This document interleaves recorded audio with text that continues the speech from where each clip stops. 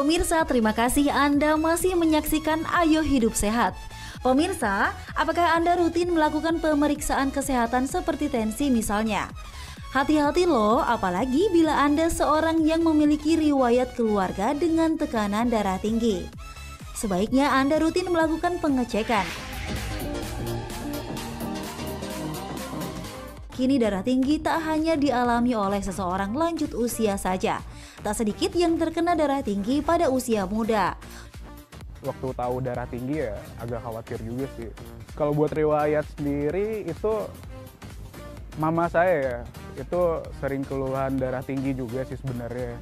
Cuman saya sendiri belum pernah periksain langsung ke dokter darah tinggi saya itu seperti apa, karena gejalanya masih ya yang kayak biasa sih gitu. Jadi setelah saya tahu saya itu darah tinggi, sekarang saya udah jaga pola hidup ya. Waktu istirahat juga udah saya batasin lagi, istilahnya nggak banyak begadang lagi sekarang. Makanan juga saya udah memperhatikan gitu kan, nggak makan yang aneh-aneh lagi sih sekarang gitu. Intinya sih istirahat saya sih yang paling saya pentingin sekarang gitu. Pemirsa, berdasarkan penelitian Badan Kesehatan Dunia atau WHO, angka penderita hipertensi di seluruh dunia terus meningkat hingga 29% pada tahun 2025. Sedang di Indonesia sendiri, menurut data riset kesehatan dasar milik Kementerian Kesehatan Republik Indonesia pada tahun 2013, sebanyak 25,8% penduduk Indonesia mengalami hipertensi atau darah tinggi. Ya, darah tinggi itu sebenarnya bahasa kita adalah hipertensi. Jadi itu dua istilah yang sama artinya.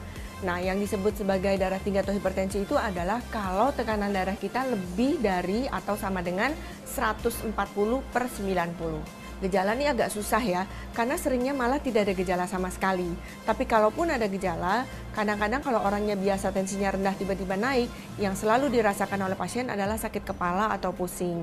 Atau yang tadi Chef Muto ya, ngerasa agak pegel di sini, walaupun itu sebenarnya tidak selalu. Yang sering adalah tidak ada gejala apa-apa.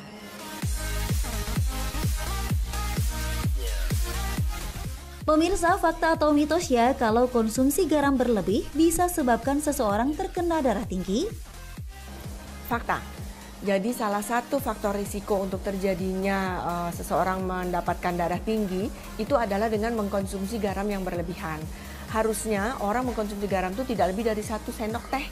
Kalau ukuran gramnya kira-kira 5 gram atau 2000 natrium. Tapi orang-orang suka mengkonsumsi lebih dari itu karena kadangnya nggak ngerasa apa-apa. Belum lagi kalau ditambah MSG dan lain-lain. Itu kadarnya biasanya akhirnya jatuhnya lebih dari 1 sendok teh. Kopi dipercaya masyarakat bisa meredakan rasa kantuk. Kopi bahkan sudah menjadi bagian dari gaya hidup masyarakat di perkotaan. Namun budaya konsumsi kopi sehari-hari disebut-sebut bisa menyebabkan darah tinggi. Nah pemirsa, itu fakta atau mitos ya? Fakta. Jadi orang yang sering mengkonsumsi kopi, di mana kopi itu mengandung kafein. Kafein itu akan mempersempit lumen dari pembuluh darah. Dan itu menyebabkan orang menjadi tekanan darahnya cenderung meningkat. Makin sering orang tersebut mengkonsumsi kopi, makin banyak konsumsi kafein dari yang dia minum. Sehingga seseorang yang sering mengkonsumsi, akhirnya memang bisa terjadi darah tinggi. Pemirsa, fakta dan mitos seputar darah tinggi ternyata tak hanya soal kopi dan garam saja. Masyarakat sering mengaitkan orang yang sering marah-marah adalah orang yang punya darah tinggi. Nah, itu fakta atau mitos? Mitos.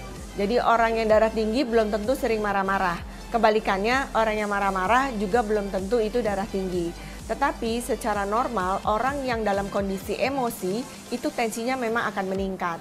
Tapi kalau nanti dia habis marah-marah turun lagi, ya berarti itu bukan darah tinggi gitu. Jadi mesti dibedakan ya, dia memang marah-marah kemudian tensinya naik, atau orang yang darah tinggi itu jadi sering marah-marah. Nah kalau yang itu mitos.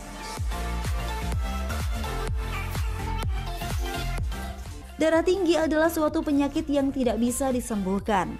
Namun saat Anda terdiagnosa dengan darah tinggi, biasanya akan diberikan obat dan disarankan untuk menjalankan pola hidup sehat agar tekanan darah Anda tetap terkontrol.